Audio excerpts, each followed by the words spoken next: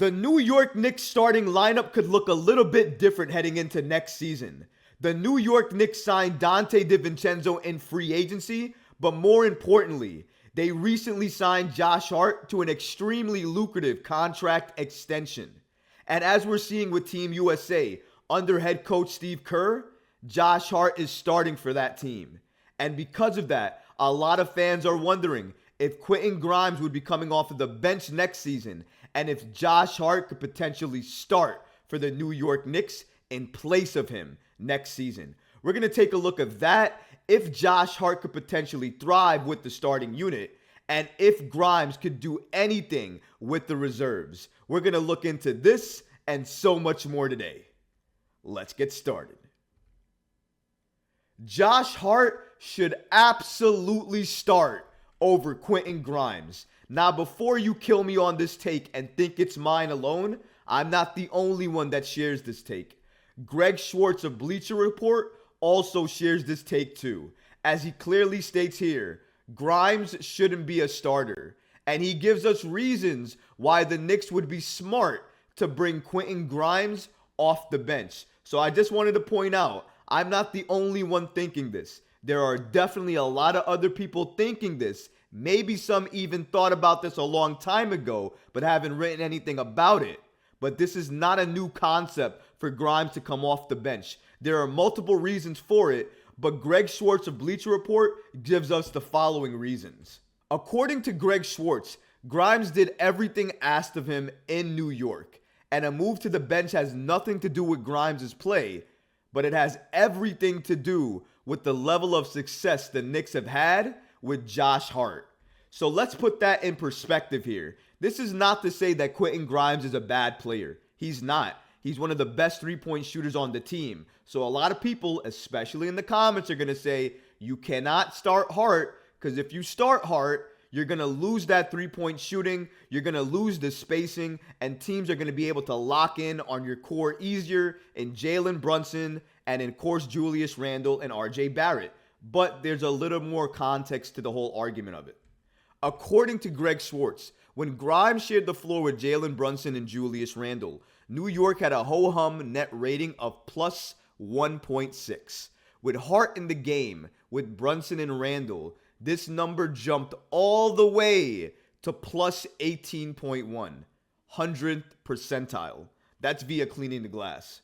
Hart is a better, more polished all-around player right now than Grimes for a Knicks team that needs to build on a second-round playoff showing. And we just mentioned he got paid. He's also signed for a $93.9 million over the next 5 years, while Grimes has 2 seasons and just under $7 million remaining on his rookie deal. These are amazing points brought up here by Greg Swartz of Bleacher Report, explaining why Josh Hart should get the start and nod over Quentin Grimes. And I agree with him. When you see Hart play with Brunson, with Randle, with RJ, he just complements that unit better. And here's why. Josh Hart doesn't need the ball in his hands to be effective. He's an elite rebounder for his size and his position. He does all the little things that you need him to do. He's a hustle player in terms of bringing that hustle energy to each and every unit that he plays with, whether that's the starters or that's the bench unit. The New York Knicks oftentimes got off the slow starts. Josh Hart would be able to fix that. But not only that, he's a threat going coast to coast. He gives you that aggression and that drive that Grimes doesn't give you right now. If Grimes gave you that, and if Tom Thibodeau would allow Grimes to thrive and showcase more of his game, we would make the argument that Grimes should start right now. Josh Hart under Tom Thibodeau seems to have a little bit more of a green light than Quentin Grimes does in terms of being able to play his game, his more open game. Josh Hart is the Josh Hart we've seen with Team USA, with the New York Knicks, with Portland. He's allowed to be that same guy, but just a little bit more open with his shots because Tom Thibodeau wants him to shoot it anytime he's open. Even though he's not the greatest three-point shooter, although he shot it extremely well last season for the Knicks in the small time he was with them after the trade. And it was clear, even in an interview that Josh Hart gave last year, that under Tom Thibodeau, he has a green light more to shoot. but also to showcase more of his game and play that game. And he's been able to thrive in that role for the New York Knicks. He's been a positive, as Greg Swartz already told us, with the starters. So because of all those reasons, I absolutely believe that Josh Hart should start and Quentin Grimes should come off the bench. Because I believe that Hart starting doesn't only give positives to the starting lineup, it also allows for RJ Barrett to move back to his natural position, the 2 spot. RJ Barrett has been thriving with Team Canada and FIBA basketball at the 2 spot. Not only that, but in the playoffs, we saw RJ Barrett and Jalen Brunson basically play a 1-2 because Jalen Brunson was running up court and trailing him a lot of the time was RJ Barrett. And that's a lot of what your 2 guard is going to do. So RJ Barrett's already comfortable in terms of playing that role with Jalen Brunson. If the playoffs are any indication of it, it works and he thrives at it. Now, a lot of people are saying, why would you put him at shooting guard? How would that make sense when he can't shoot? Well, listen to this. A lot of the shooting guards right now, one of the keys for them is that they have the ball in their hands. So they get to make a decision on whether they want to shoot or whether they want to drive. When you move RJ Barrett to the 3, you put him in a position where he's not comfortable. That's not his natural position. He can't defend threes. He probably doesn't even crack the top 15 of all threes in the NBA. So I don't know why you put him there. And as a 3, you have to have high two-way play. He doesn't. A move to the 2 for me makes sense. For you, you're saying to yourself, that's shooting guard. Why is he going to be put in a position where he needs to shoot more? Hang on for a second here. We know when you play the 2, you also have the ball in your hands a lot more, and you can be able to make decisions more. Pass, drive, or shoot. Even though RJ Barrett is not quick enough to guard 2s, he's big, he's long, and if he gets in front of you, he can stay in front of you. He can take contact. He's strong. So I would argue he would do just a little bit better against 2s, even though speed would be an issue. But speed would be an issue against 3s in the league right now too, and we saw that last season.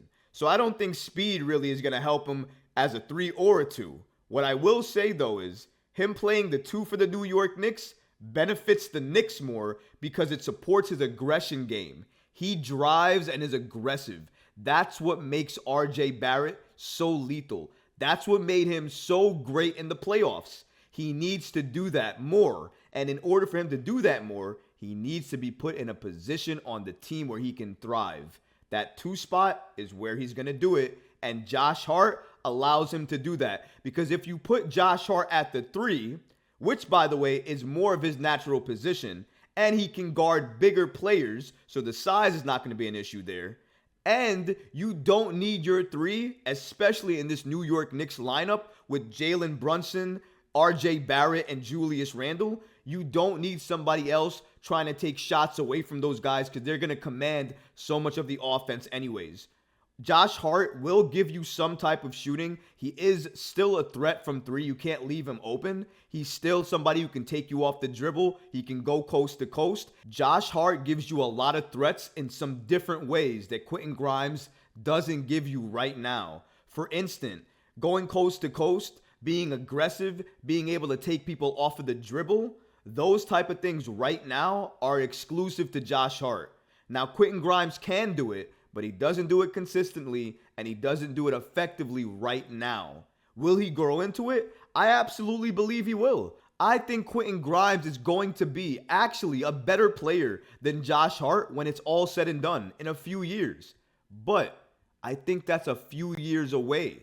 I don't think he's there now, and I don't think he's going to get there by next season. So I believe Josh Hart starting benefits the starting unit because RJ gets to move back to his natural position.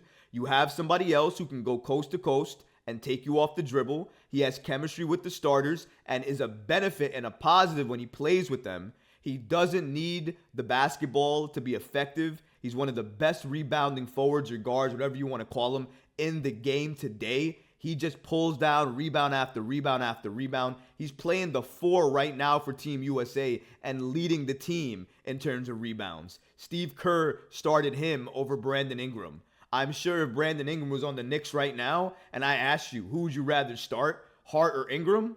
and I said I'd rather start Hart, you probably laugh at me. But nobody's laughing at Steve Kerr because it is working. They're winning. But I think they might have won anyways, even if Hart was on the bench and Ingram was in the lineup. Because honestly, with that type of unit that Team USA has, I think it's hard to go wrong with any type of player combination that you go with. But Steve Kerr absolutely knows what he's doing.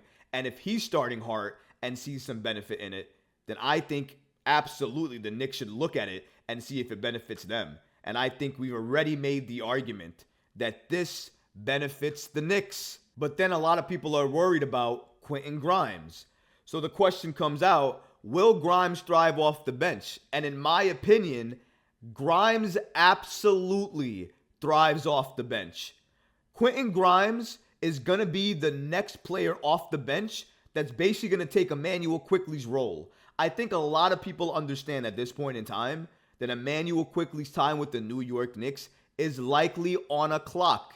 Quentin Grimes would thrive off the bench, in my opinion. I think his value would shoot up because you would be able to see more of his game. And anytime a player can showcase their game and what they can do, their value is going to shoot up. Like I'm saying, folks, check. Quentin Grimes on the bench, value goes up, potentially takes Immanuel Quickley's role if and when Immanuel Quickley is traded. So you have that as well too. If the Knicks trade for a star, it's likely that he moves to the bench anyways. If you want the Knicks to get a wing, you want the Knicks to trade for a wing, guess who the first player is likely to go onto the bench if they're retained in that trade? It's likely going to be Quentin Grimes anyways. You can kill me all you want about there not being any shooting in that starting unit, but I can tell you one thing. The ball would move a lot more with Hart in the lineup. There would be a lot more drives to the basket. There would be a lot more and one plays. And I'll tell you one thing. I think RJ Barrett would thrive more with that starting unit than he would with the Quentin Grimes starting unit. Because Hart, like I said before, is like another guard out there. He can play point guard, actually, because of the way he passes the ball. He's going to find these people who are cutting, like RJ Barrett, who are open sometimes, like RJ Barrett, or running to the basket, like RJ Barrett can do. And that's why I'm saying I think this is the lineup that you're going to see heading into next season. But what about you guys? Let me know in the comments. Do you think that we're going to see a lineup change to start the season for next season? Or do you think the same lineup as last season is going to start for next season? So leave a comment below because I would love to hear from you. But until next time, Knicks fans, don't forget to smash that like button and subscribe to the channel. I'll catch you later. Peace.